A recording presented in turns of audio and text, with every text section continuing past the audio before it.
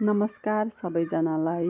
आज म हाम्रो देशको नेपालको संविधान वर्तमान संविधानको भाग 3मा रहेका मौलिक हक र कर्तव्यहरूको बारेमा केही भन्न गइरहेको छु। यी मौलिक हक र कर्तव्यहरू धारा 16देखि 48सम्म व्यवस्था गरिएको छ। धारा 16देखि 46सम्म मौलिक हकहरूको 31वटा मौलिक हकहरूको व्यवस्था छ भने 47मा मौलिक हकको कार्यान्वयन भन्ने विषय छ। त्यस्तै 48मा चाहिँ नागरिकहरूका कर्तव्यहरूको व्यवस्था गरिएको छ। यी सबै कुराहरूलाई सूत्रबद्ध तरिकाले म हजुरहरू समक्ष प्रस्तुत गर्नेछु। स्व समा संज्ञा अयानी छु, अर्थात् स्व भन्नाले सम्मानपूर्वक बाँच्न पाउने हक, स्व भन्नाले स्वतन्त्रताको हक।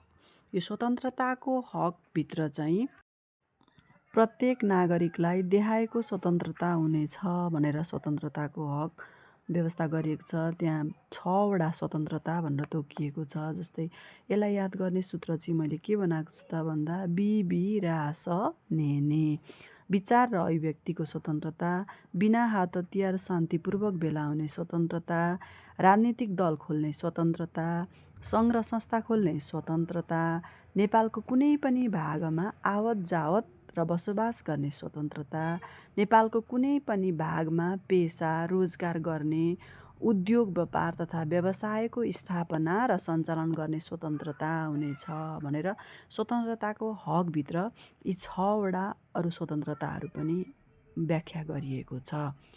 त्यस्तै स्वको भयो। अब समा भन्नाले यो चाहिँ समानताको हक। सबैको अगाडिको अक्षर स आएकाले कन्फ्युजन हुन्छ भनेर यसमा चाहिँ मैले समा राखेको छु। समा भनेको समानताको हक। र धारा 19मा सञ्चारको हक, धारा 20मा न्याय सम्बन्धी हकको व्यवस्था गरिएको छ। त्यस्तै धारा 21मा अपराध पीडितको हकको व्यवस्था छ। 22मा यातना विरुद्धको हक, 23मा निवारक नजरबन्द विरुद्धको हक, 24मा छुवाछुत तथा भेदभाव विरुद्धको हक। अब सूत्रको अर्को खण्ड छ सदा सुगो सो स्व सी।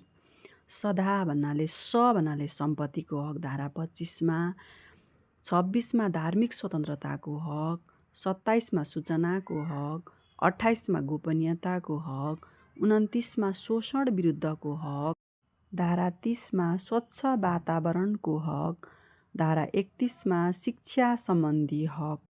र मैले बनाएको सूत्रको अर्को खण्डमा छ भारोस र सुवाखा आमवाद। भारोस र सुवाखा आमवाद अर्थात् भा भन्नाले भाषा तथा संस्कृतिको हक, रो भन्नाले रोजगारीको हक, श्र भनेको श्रमको हक, सुवा भनेको स्वास्थ्य सम्बन्धी हक, खा भन्नाले खाद्य सम्बन्धी हक, आ भन्नाले आवासको हक, महिलाको हक, बालबालिकाको हक र दलितको हक। यिनीहरू सम्झिने अर्को पनि तरिका म यहाँहरूलाई बताउँछु। त्यो चाहिँ अर्को भिडियोमा हुन्छ या भिडियोको लास्टमा हुन्छ है त। अब सूत्रको अर्को खण्डमा जेसा साउ देशम भनेर सूत्र बनाएको छु। जस अर्थात् जे भन्नाले ज्येष्ठ नागरिकको हक, सा भन्नाले सामाजिक न्यायको हक, अर्को सा भन्नाले सामाजिक सुरक्षाको हक, न्याय दिएर सुरक्षा पाइन्छ भन्ने टाइपले सम्झिने यो दुईवटा सालाई चाहिँ। अर्थात् न्याय पाइयो भने यसै सुरक्षित हुन्छ भनेर पनि सम्झिने। पहिले न्यायको हक आउँछ अनि सुरक्षाको हक आउँछ भनेर सम्झिने। त्यस पछाडि उ भन्नाले उपभोक्ताको हक, देश निकाला विरुद्धको हक र अर्को छ 46मा संवैधानिक उपचारको हक। अब पालो आउँछ नागरिक कर्तव्यहरूको कसरी सम्झिने, त्यसको सूत्र पनि बनाएको छु मैले। जस्तै यो धारा 48मा व्यवस्था गरिएको छ नागरिकका कर्तव्यहरू भन्ने टपिक्समा। यसको सूत्र राष्ट्रप्रति निष्ठावान हुँदै संविधान चाहिँ राज्यले सार्वजनिक गर्छ भन्ने टाइपको सूत्र बनाएको छु। अर्थात् राष्ट्रप्रति निष्ठावान हुँदै भन्ने भागले एउटा पहिलो क नम्बरको कर्तव्यलाई जनाउँछ।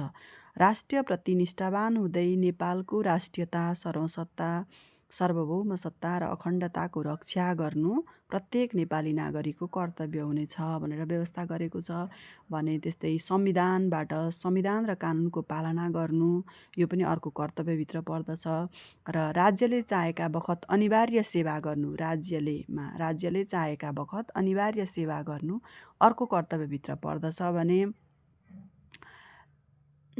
सार्वजनिक सम्पत्तिको सुरक्षा र संरक्षण गर्नु पनि प्रत्येक नागरिकको कर्तव्य हुन आउँछ। र अर्को कुरा हजुरहरूलाई यो सूत्र एकै ठाउँमा लेखेको चाहियो भनेदेखि कमेन्टमा भन्नुहोला, म हजुरहरूलाई कमेन्टमै रिप्लाई गर्नेछु। यहाँ किनभने टुक्रा टुक्रा गरेर मैले प्रस्तुत गरेँ, एकै ठाउँमा चाहियो भने कमेन्टमा लेख्नुहोला, म तपाईँहरूलाई रिप्लाई गर्नेछु। नागरिकका कर्तव्यहरूको सूत्र पनि र मौलिक हकको सूत्र पनि। र अर्को कुरो साथीहरू, यो सुनिसकेपछि हजुरहरूलाई मन पर्यो भनेदेखि लाइक र सब्सक्राइब कमेन्ट गर्न नबिर्सिनुहोला, नभुल्नुहोला। लाइक पनि गरिदिनु होला, सब्सक्राइब पनि गरिदिनु होला, कमेन्ट पनि गरिदिनु होला। हजुरहरूले यस्तो गरेमा म अझै हजुरहरूलाई यस्तो सर्ट ट्रिकबाट यस्ता याद गर्ने तरिकाहरू, ट्रिक्सहरू प्रस्तुत गर्नेछु।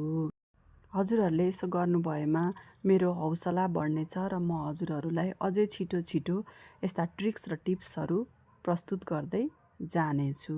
धन्यवाद।